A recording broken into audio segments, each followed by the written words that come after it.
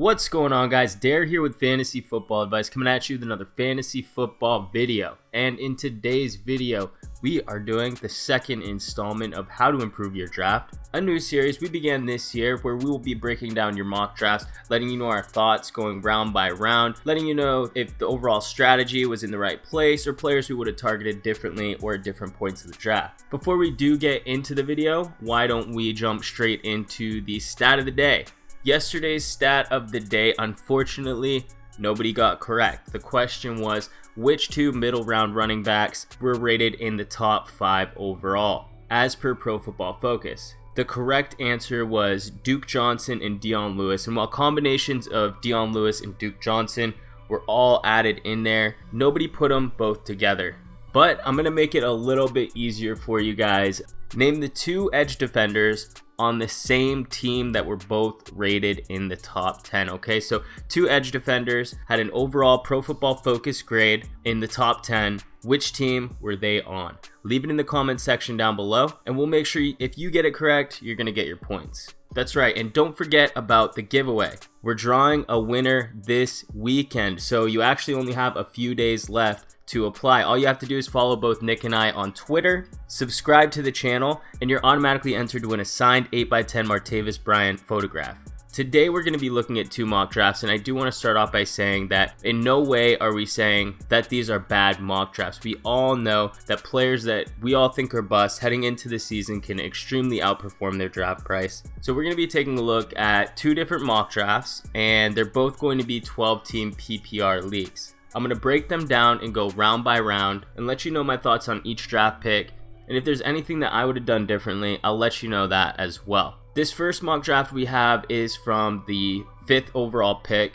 As you can see, the first round he went with Saquon Barkley. Shout out to BuckFanJKE, and thank you for providing this mock draft over to me. Saquon Barkley, not much to talk about. We have him ranked 5th overall. We can't fault you for taking him over Antonio Brown, especially with the need to have a high-performing running back on the roster early. Heading into the second round, you grab Mike Evans. I think he sort of fell to you. With the suspension, you can make the case for Devontae Adams over him, and also the case for Devontae Freeman. But up at this point, having Barkley and pairing him with a wide receiver that has top 5 upside, at this stage in the draft, it's basically taking the value that falls to you, and these are two great first picks. As for the third pick, we have Tyreek Hill, and I do not like him as much in PPR. In fact, he is the only wide receiver since the year 2000 that has been a wide receiver 1, so top 12, and also received less than 20% of the team's targets and less than 10% of the red zone targets. Now, in most normal cases, we would say this screams outlier, but we know it's Tyreek Hill. He's freaky. It's not like this type of production is indicative of an actual outlier. He can completely keep this up and maintain the ability to put most of his production on the field through big plays. Even so, with my third overall pick, I would prefer to stick with the volume in a PPR league. In standard, he definitely gets a boost, but this is a PPR league. But realistically, if you're going off tier-based rankings, he is a clear tier above any of the rest in this range. So I would say if I was in his position, I would make the same pick myself. Jordan Howard, Joe Mixon, Doug Baldwin were all taken before his pick. He did have the option of Stephon Diggs, Larry Fitzgerald, or T.Y. Hilton if he wanted to stick to wide receivers. But the next best running back off the board was Rashad Penny, which I think doesn't even compare to Tyreek Hill based on positional rankings. So at this point in the draft, you have 2 wide receivers and 1 running back, which is a solid start, but you know that you have to start looking into grabbing a running back with one of your next picks. That does end up happening, and the next 2 picks are Darius Geis and Jay Ajayi, which both do have the potential for a significant workload in 2018, but remember I said potential. I think both players do present a certain amount of risk in PPR leagues. Ajayi, of course, because the Philadelphia Eagles do tend to stick to a running back by committee approach, and Geis probably has a lower ceiling than these other guys in PPR leagues just because he is not a really strong pass catcher, and he will mostly be in on first and second downs. As we all know, the defense for Washington is subpar, and it's very possible that there could be some negative game scripts for Geis, where this team could fall behind, and as we know, Alex Smith is not necessarily a guy who can easily push the ball down the field. We could see Chris Thompson step in a little bit more for this offense, but regardless, in this range, I do think that Darius Geis and Jay Ajayi are going to be heavily targeted. Me personally, I probably would have pivoted to different running backs. I like Sony Michel over Geis, and I also like Royce Freeman, who went an entire round later due to the fact that they have a better defense in Denver, and Devontae Booker just basically sucks. So there's really not going to be too much competition. Chris Thompson, on the other hand, is an extremely good pass catcher. It's going to be hard to keep him off the field if he's healthy.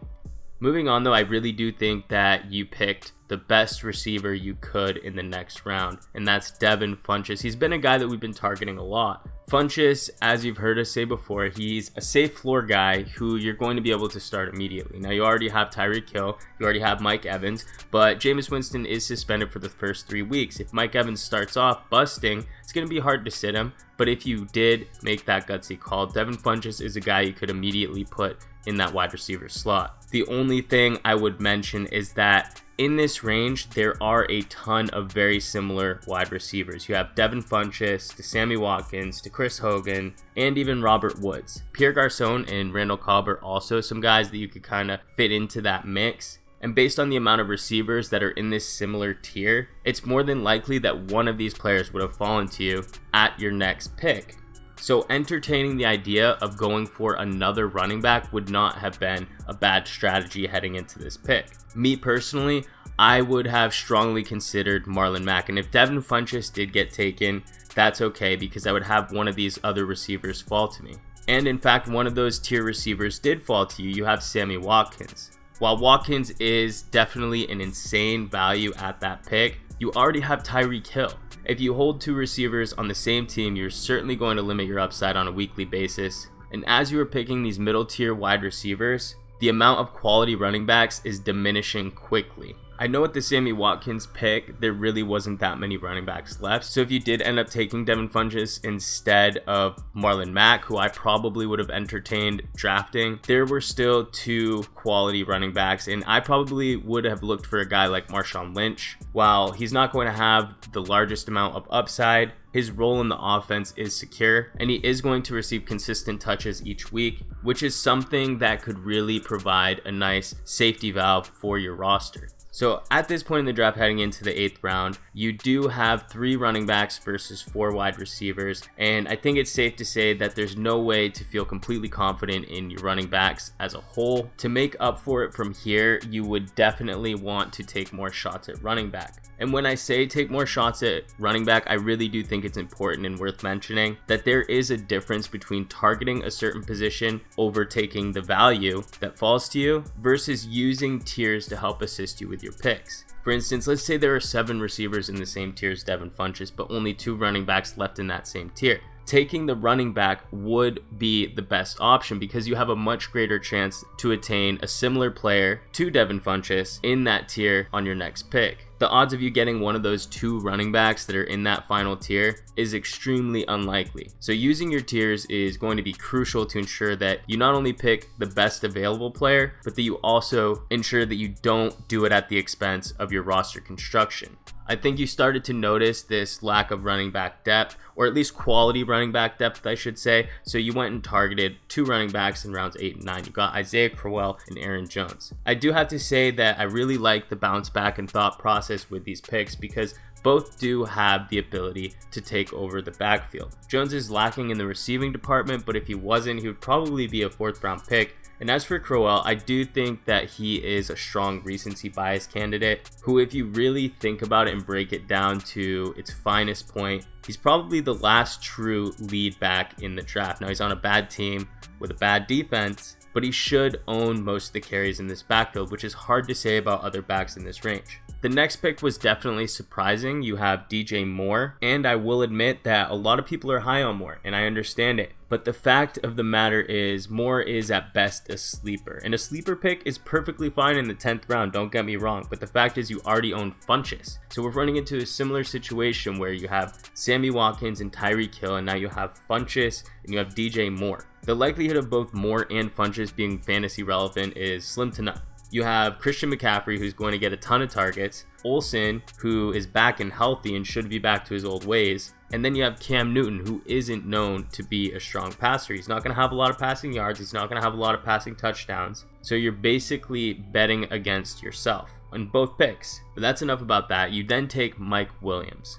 Now with these two unproven receivers, it's very clear that the point is to shoot for maximum upside right now. And one thing's for sure, that is exactly the right idea. Now, I personally would have chosen different receivers, someone like Tyler Lockett, Josh Doxson, players like the ones you chose who are going to be drafted to ride the bench, because you already have strong receivers that can start, but they do have a higher chance, in my opinion, at breaking out just due to the lack of receiving options on their team. This is a mock draft, so who you pick in this range is a little bit less important than the mindset you have heading into this stage of the draft. Targeting high upside receivers that you don't intend on starting is a really good strategy, so you definitely get a ton of credit there. Next you have Matt Breida, who is a solid handcuff style player that you can get in this range. And at this point in the draft, your basically only available options are the handcuffs. So I will say that getting Breida is probably on the better side because he is on a good offense, and McKinnon hasn't proved that he was able to handle the workload, at least up to this point. So making a case for Breida to be chosen isn't that difficult.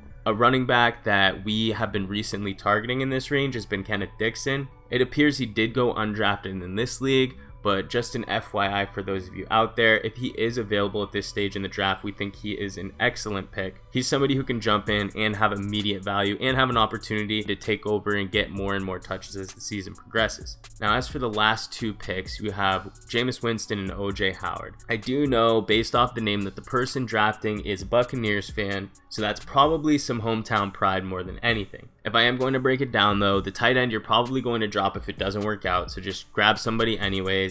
OJ Howard is just as good as the next guy in this range. There's always going to be a waiver wire tight end that you can use to replace him or just stream if you'd like. Now as for the quarterback, I really don't think it's necessary to draft Winston. He was already going basically undrafted and now he's suspended for 3 games. A quarterback that I saw wasn't taken up until this point was Patrick Mahomes. I would definitely target that upside and then get Winston off of waivers if it doesn't work out. It would also be nice to have a pairing of Tyreek Hill with Patrick Mahomes. You also have Sammy Watkins. I know that would be dipping in too deep, but again, I would not suggest to have drafted both of those players on the same team. So I'm basically analyzing this as if I had the straight up choice of Winston versus Mahomes. At this point, I am going Mahomes. Overall though, I do think this was a great draft. I really do think that every position that you were in, you drafted based off of value, and you got a really good value on almost every player that you drafted. That is step one in any mock draft that you're doing or any live draft. Now, one takeaway I would mention is just the roster construction is going to be important. Taking 2 sets of receivers on the same team is not advisable, especially if you do it twice. And lastly, if you do end up missing out on those top tier running backs, I know you got Barkley, but after that, it really gets shaky. You do have to make up for that as much as possible in the remainder of the draft. Your running back situation still presents a lot of risk, and I would have made up for that by drafting running backs in volume. There are a plethora of great receivers in the middle rounds, but running backs get dicey quick. So now we move on to the next draft, which is a 12-team PPR league, once again from the 5th spot. So we're going to see how this one changes from the last one. First things first, I will say it is a great pick to get Ezekiel Elliott at the 5th spot. Now, I don't think most people are going to get that type of value falling to them. I think Antonio Brown still for the majority of leagues is ranked 5th. Obviously, he has as much name value as there is at this stage of the draft. So there's no counting Antonio Brown out to even go 1st overall. He realistically could go 1st overall. But coming in the 5th spot, it's basically a dream if you do get one of the top 4 running backs to fall to you, which you did by grabbing Ezekiel Elliott. You followed that Zeke pickup with Adams, who is a good wide receiver to have as your wide receiver 1. Your other options would have been Devontae Freeman or Mike Evans, but I do think with the suspension, Adams is going to be your best bet. Your first 2 picks, though, are better in standard, but they are the type of players who can hold similar value in PPR leagues. Now, 3rd, you take McKinnon, and that is by far my favorite pick that you had in this entire draft. It's really an absolute steal. Now, having McKinnon as your RB2 is going to give you plenty of flexibility when it comes to the running back position later in the draft. We saw what happened in the last draft when you went for running back first, but then 2 back-to-back wide receivers. You're going to need to put some emphasis on drafting running backs throughout the draft in order to make up for that. But in this situation, having McKinnon as your RB2 and Zeke as your RB1, you're going to be in a really good situation for running backs. To be fair to the Buccaneer fan who drafted before this one, the best available running back was Rashad Penny, so there was no opportunity to grab Jerick McKinnon. But bouncing back to this draft, so far these picks, I really think you knocked it out of the park. You have to be stoked with exactly how your draft is going, but remember, it's early. Things can always go south, and they can go south quick when we're doing these drafts. I don't, however, think that happened with the next pick, which was Juju Smith-Schuster. I think he's a perfect pick in this range, and picking Smith-Schuster has to come with some sort of understanding of how you're going to construct your roster. With Smith-Schuster, you do have to know that you're shooting for upside, because unlike most of the other receivers in this range, Smith-Schuster probably has the ability to go off the most. Now, Alshon Jeffrey could also be that type of guy too, but most of the players in this range are sort of those PPR style players like Demaryius Thomas and Golden Tate, who we basically already know what we're going to get out of them. As we know though, drafting Davante Adams earlier does come with a slight risk factor. Not risk as in he's going to bust, but risk as in you're counting on a player who makes most of his production from touchdowns and not necessarily on yards or receptions. Like I said, he's a better standard player. Pairing him with a player who does focus on getting receptions and yards could be a strong way to construct your roster. But there are also later rounds where we can fill these gaps in our roster. There are receivers you can get that can fill that role. And like I said, my thoughts on Smith-Schuster versus those other guys, I still really like the pick. In round 5, it looked like you were ready to switch your focus back to the running back position, and you get an absolute steal with Sony Michel. Alex Collins did fall 2 picks later, who I also think would have been a decent pick there, but considering you have Jerick McKinnon and Ezekiel Elliott, I really think you could shoot for the stars, and maximum upside would have to go to Michel. He has a very high ceiling due to his draft capital in the NFL draft, and the reception and touchdown capabilities he provides is what really sets him apart from players like Alex Collins. In the 6th round though, you did kind of lose me by taking Michael Crabtree. I know we talked about balancing picks with a safe pick, some PPR type guys, and you went with Michael Crabtree. Now, Michael Crabtree's not someone who we've spoken a ton about, and that's simply due to the offense he's on and the projected role that he's going to be in. He's an aging wide receiver with a terrible quarterback. He is arguably the best receiver on that team, but so far the best receiver on the Baltimore Ravens hasn't amounted to anything, especially not a 5th or 6th round pick. There is a world where Crabtree does become fantasy relevant, but compared to other receivers in this range, I would have waited and just taken a different option. The player I probably would have went for is Ronald Jones. I think he is an excellent pick in the 6th round. While we don't see him as a similar value to guys like Geis, Penny, or Michel, we do know that he does have 3-down back potential, which is something you can no longer find at this stage of the draft. And if you've heard us talk about him in previous videos, you probably think that's a little confusing because we've told you we aren't big fans of Ronald Jones. And I do want to make sure that we clarify that. Just because we aren't targeting certain players, like Ronald Jones for instance, it does not mean we are avoiding them. There are certain players that we just strictly will not touch, but Ronald Jones isn't one of those players. It just simply means that based on his draft day price tag and where he is currently going, we are never comfortable taking him in that range. Falling to the 6th round, however, I think that's an excellent value, and I definitely would have taken him over Michael Crabtree because, again, we talked about tier-based rankings, and there are still receivers in his same tier that you can get around later. There aren't any running backs like Ronald Jones that will be available next round. That example can be seen by you drafting Burkhead. I would never take Burkhead over Jones, and I already mentioned that he was a good value in round 6. Now you're in round 7, and he's still available, and you decide to pick Burkhead. Burkhead does have some upside. He's on a great offense. Julian Edelman's suspended. We've already seen him play from the slot. But let's be real, Burkhead is not going to be a 3-down back. He has been used in red zone packages before, but I don't think you can quite compare the upside for both players. Moving on though, you go to Hogan and Cobb, which fall exactly into the category of players I was mentioning before, mid to late round receivers who have a decent floor and a decent ceiling. These are great picks, and these are the type of picks that you are rounding out your roster with, you're balancing your roster with. So now you don't need Juju Smith-Schuster to perform as a high-end wide receiver 2 to pay off value. Chris Hogan is going to be really good for the first 4 weeks of the season. And also, I am really high on Randall Cobb. I think he can be excellent in PPR leagues, and to get him this late, I think is a really good value.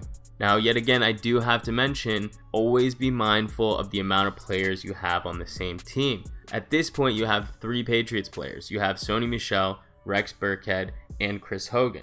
You also have Randall Cobb and Devontae Adams. I have no problem with a running back wide receiver combo on the same team as long as it's a good offense. But having too many players at the same position on the same team is really just betting against yourself. Which kind of brings me back to the whole, if you would have pivoted away from Burkhead into Jones, I really think your team would appear to be much stronger. Then you go to clear up the tight end in the quarterback position, and you did a really good thing. You waited, you were patient, and you reaped the benefits of getting the good guys, the quality producers in the middle rounds. Just judging off of the mock draft results, you would tell yourself that you could have drafted a quarterback much later, which is true. We saw guys like Andrew Luck go 3 rounds later. But there's no way at the time of drafting that you would know that that was going to be an option, and Rivers still has top 8 potential. So you should feel good about having him as your starting quarterback heading into the season. The next pick is Tyrell Williams, which is a little bit of a head scratcher because Tyrell Williams is virtually going undrafted, and without an injury, he really doesn't have all that much upside.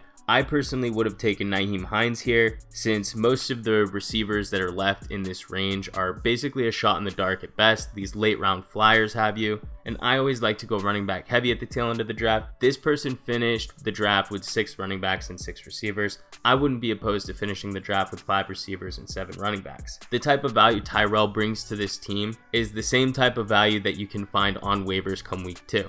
Now, the last 2 running backs chosen were Darren Sproles and Spencer Ware. I think Spencer Ware is super solid. He does have a path to getting more touches in this offense, which we do know is very running back friendly. Sproles, on the other hand, he is really old. You can't expect too much from him without risking an injury. He's almost guaranteed to be the guy to get you 4 to 7 PPR points per week, but as we know, 4 to 7 PPR points is not necessarily start worthy. But it's also going to be enough points for you to keep him on the bench and wait for bigger weeks, which may never come. We do try to avoid those players, but again, it's your last pick in the draft, so I can't fault you. You can drop him easily and grab a different player whenever you want. And who knows, maybe this is Darren Sproles' year. He is 35, but you never know. Overall, I think this is one of the better starts I've seen in a mock draft recently. The first 4 rounds were completely lights out, but a big thing and a big trend in this video is to avoid having too many players on the same team. I also think some value is lost in the middle rounds, but the bust rate on those players is very high anyway, so you're really not losing out on a sure thing. In the middle rounds, for the most part, I did like your targets. But the later rounds, I probably would have pivoted to other options, but I can really appreciate the fact that you waited patiently for tight end and quarterback, and it really paid off. The value that you got in the middle rounds was just incredible. So that is Improving Your Draft episode 2. I really hope you guys enjoyed this. Don't forget to join the giveaway. All you have to do is follow both Nick and I on Twitter, subscribe to the channel, and we will be letting you guys know on Twitter who the winner is. If you enjoyed this video, hit the like button. If you're new to the channel, hit the subscribe button. We thank you all for watching, and we'll catch you on the next one.